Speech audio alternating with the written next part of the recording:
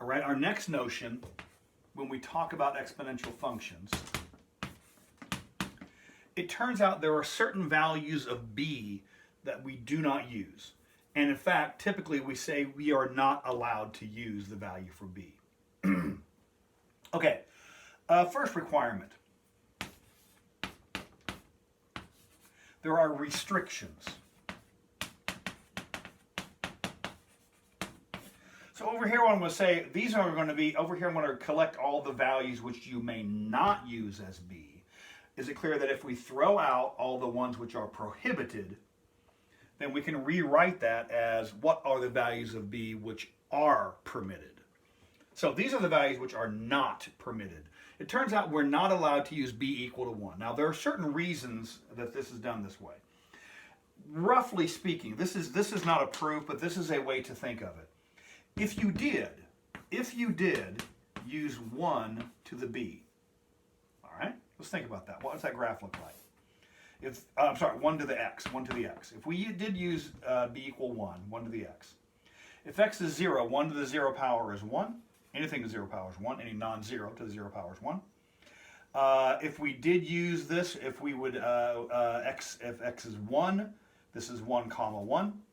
If x is 2, 1 to the second power is also 1.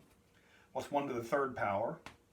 What's 1 to the negative 1? It's 1 over 1 to the first, that's still 1. What's 1 to the negative 2? 1 to any power is equal to 1. If we plot all the decimal values, we get all the values here. If we use 1 as the base for an exponential function, we would have this function. Well, you've encountered this function before. This is the function y equals 1, or simply, or more generally, f of x equals 1. This is the constant function at 1. Well, that's fine. If this is the function you want to use, there's no need to muddy up the water by throwing this exponential in here. If this is the function you want to use this to represent it. It's simpler, and we don't need to bother with this exponential. There actually is another more technical reason, but that's the way to think of it. If this is the function you want to use, just use this function. Don't muddy up the works or gum up the works by throwing this exponential in here. So for that and another more technical reason, we do not use, in fact, we will not be allowed to use b equals 1. b equals 1 is not allowed. So we're not allowed to use 1 as the base for an exponential function. In a similar way, we're not allowed to use base to be equals 0. And again, a similar argument holds. If you did, then you would have 0 to the x. Well, we have some issues. What is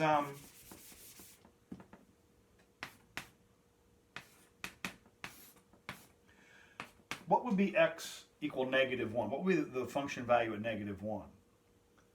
Well, this would be 0 raised to the negative 1 power, which is 1 over 0 to the first power, which is 1 over 0, but 0 in denominator is not permitted.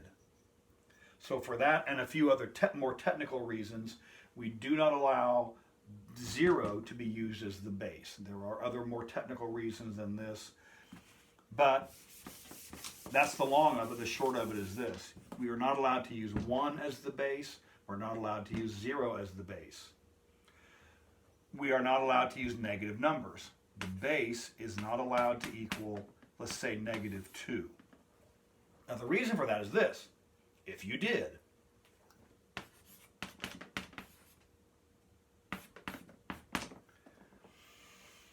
all right, how does this work? What do we mean if we have f of x equals negative 2 raised to the x? What do we mean by f of negative, let's say negative 1? Let's do this. What do we mean by f of 1/2? All right, what does that mean? Well, the 1/2 goes as the exponent, so this is negative 2 to the 1/2. But what does 1/2 exponent mean? 1/2 exponent means square root. This means the square root of negative 2. But we all remember from our basic algebra, we're not allowed to have negative values inside of a radical. So we are not allowed to have negative 2 here, which means we're not allowed to have negative 2 here, which means we're not allowed to have negative 2 here. So for that reason, we are not allowed to have negative 2 as the base.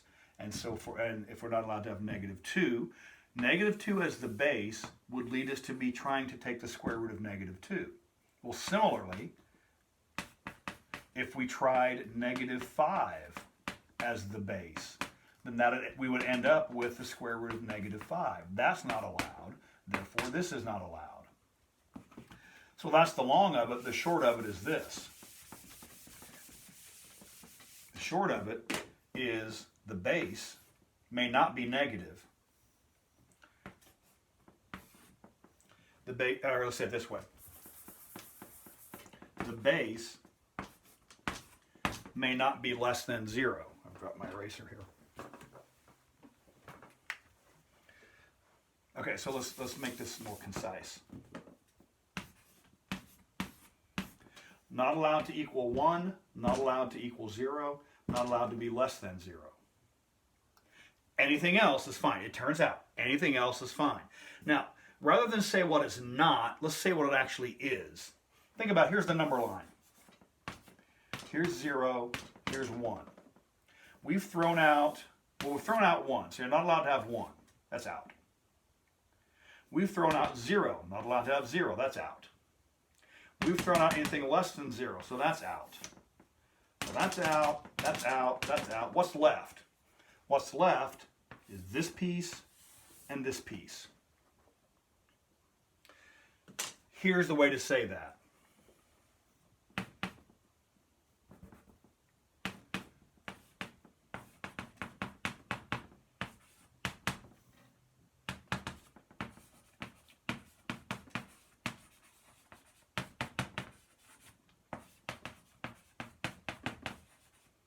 If f of x is equal to b to the x is an exponential function, then we require two things. Base must be greater than 0 and not equal to 1. Greater than 0 and not equal to 1. Any value which is greater than 0, not equal to 1, you are permitted to use as the base for an exponential function. Sometimes students say, well, why don't you just say greater than 1? The reason is because these decimals in between 0 and 1, or the fraction values between 0 and 1, are permitted. The decimal and fraction values are permitted, but 1 is not allowed, 0 is not allowed, negatives are not allowed. So anything that's greater than 0 but not equal to 1 is permitted. Now, so what that means is this. If you wanted to, no one ever does this, but if you wanted to, you could use 7 to the x and you'd be wonderful work. You'd just have a good time working with 7 to the x. If you wanted to, you could use 6.183 to the x. I'm just picking numbers out of the blue sky. I cannot imagine why in the world a person would care to use that exponential function, but if you felt like doing it, that would be permitted, because the only thing that's required is the base must be bigger than 0 and not 1. You are permitted to use 1/2 to the x. Now it turns out 1/2 to the x does have some application. If you wanted to, you could use y equals 1/7 to the x. Now I really can't imagine why a person would care to, but that is permitted. The two requirements is the base must be bigger than 0. 1/7 is greater than 0. It's not 1. 1/7 is permitted. You could, if you wanted to, use the square root of 5. I really can't imagine why a person would care to, but if you wanted to, then have at it. Because the square root of 5 is approximately 2.2. It's bigger than 0. It's not 1. So the key is this. Any value, which, oh, here's another one here. Try this one if you like it. Again, here's one I can't imagine. Pi to the x. Is pi bigger than 0? Yes, it's just slightly more than 3, 3.1 something, something, something. It's bigger than 0. It's not 1. So this is permitted. It's not useful, I can't really imagine, but there it is. Have a good time if you like it. Any value that's bigger than 0 and not 1 is permitted. Now, it turns out there is one number that's pretty much better than all the rest of these put together. And that's the next thing we'll talk about in the subsequent video is what's the best one to use? What is the one that gives the best results, the most useful results? And that's what we'll be discussing here on the next video.